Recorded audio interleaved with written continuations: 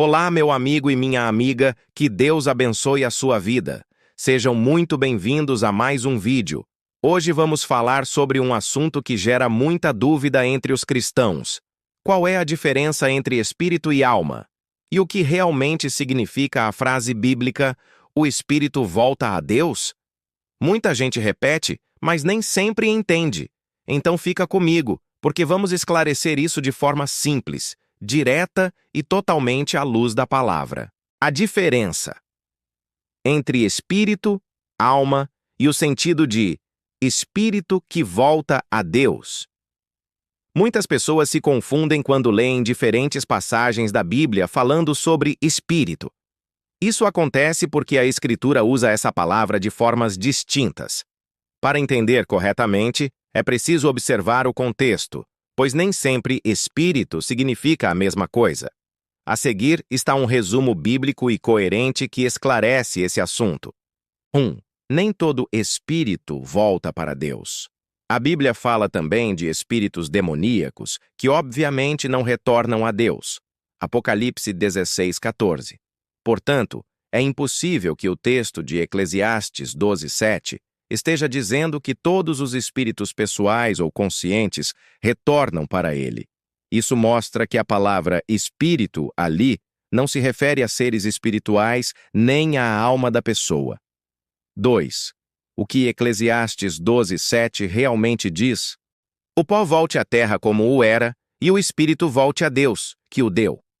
O termo espírito, hebraico ruach, aqui significa fôlego de vida, o sopro vital que Deus colocou no homem em Gênesis 2:7. Não fala de alma, salvação, consciência, destino eterno, julgamento. O texto diz apenas que a vida que veio de Deus retorna ao seu doador quando o corpo morre. Isso é totalmente diferente de dizer que a alma volta para Deus. 3. A alma e o espírito interior continuam existindo após a morte. A Bíblia mostra com clareza que a pessoa interior continua consciente depois da morte, como claramente vemos na história do rico e Lázaro. Lucas 16:22-23. As almas debaixo do altar clamando. Apocalipse 6:9-10. No hoje estarás comigo no paraíso. Lucas 23:43. E na afirmação de Paulo que diz: estar com Cristo é muito melhor. Filipenses 1:23. Esses textos destroem a ideia de que a alma desaparece ou retorna a Deus como fôlego. A alma e o espírito interior seguem para o seu destino, ou seja, presença de Deus ou tormento e espera do juízo. 4. O espírito moral do crente será salvo. Paulo usa a palavra espírito num sentido diferente quando fala do crente. A primeira carta aos Coríntios, capítulo 5, versículo 5, diz: para que o espírito seja salvo no dia do Senhor Jesus. Aqui, espírito é a parte interior regenerada que será preservada no dia do Senhor. Não tem nada a ver com o fôlego de vida de Eclesiastes. 5. O homem é espírito, alma e corpo. Paulo também usa espírito com outro significado quando trata da natureza humana. Primeiro aos Tessalonicenses 5, versículo 23 declara: todo o vosso espírito, alma e corpo sejam conservados irrepreensíveis. Aqui, espírito significa a parte espiritual, alma é a personalidade, consciência e corpo é a parte física. Esse texto mostra que o ser humano é muito mais do que apenas corpo mais fôlego. Portanto, o espírito que volta a Deus, em Eclesiastes, significa fôlego de vida, o sopro que Deus deu ao homem.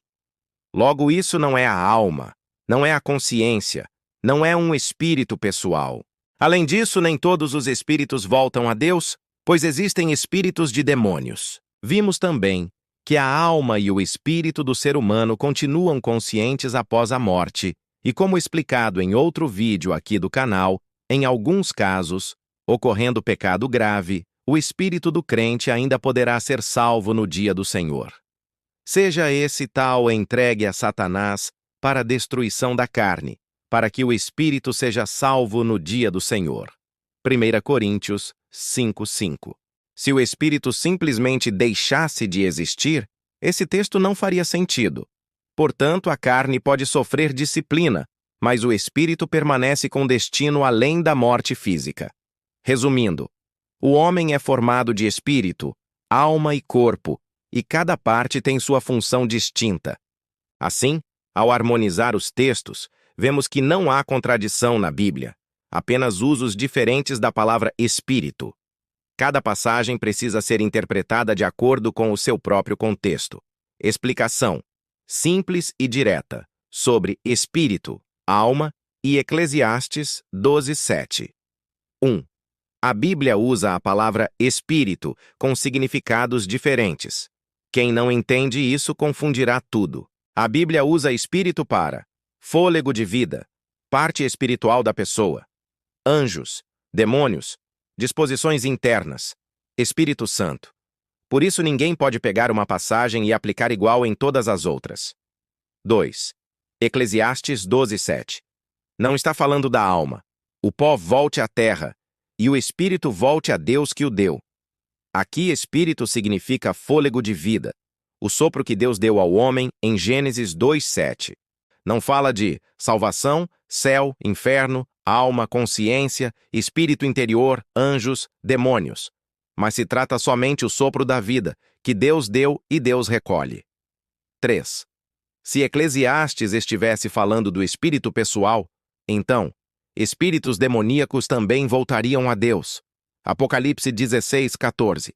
Almas perdidas também voltariam a Deus. Não haveria juízo, não haveria tormento pós-morte, nem ninguém iria para o inferno.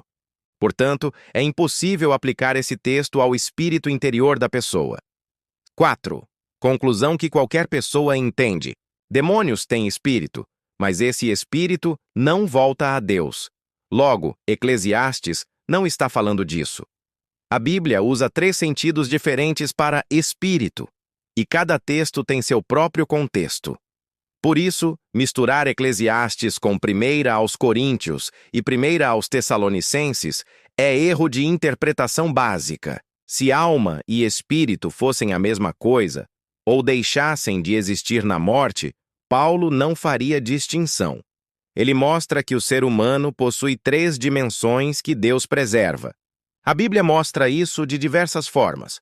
Por exemplo, Cristo pregou aos espíritos em prisão. 1 Pedro 3:19. Nada disso seria possível se a alma entrasse em inconsciência. Espíritos em prisão, conscientes, aguardando juízo. A Bíblia não ensina aniquilação da alma, nem inconsciência, nem que alma é igual a fôlego. O ensino bíblico é claro. O ser humano continua existindo após a morte em plena consciência no juízo.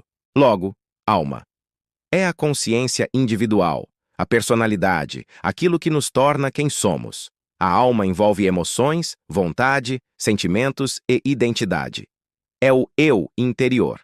E espírito é a parte mais profunda do ser humano, criada para se relacionar diretamente com Deus.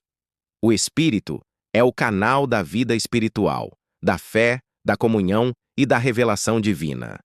Para encerrar de uma vez este assunto, quando falamos de alma e espírito, entendemos que a alma é a nossa identidade consciente e o espírito é a parte que se conecta com Deus. E é exatamente por isso que a ressurreição de Jesus confirma essa verdade.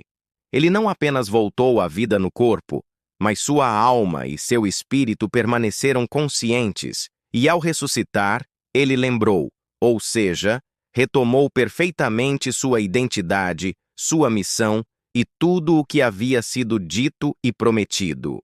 Assim como Jesus disse: Pai, nas tuas mãos entrego o meu espírito, antes de morrer. Lucas 23:46.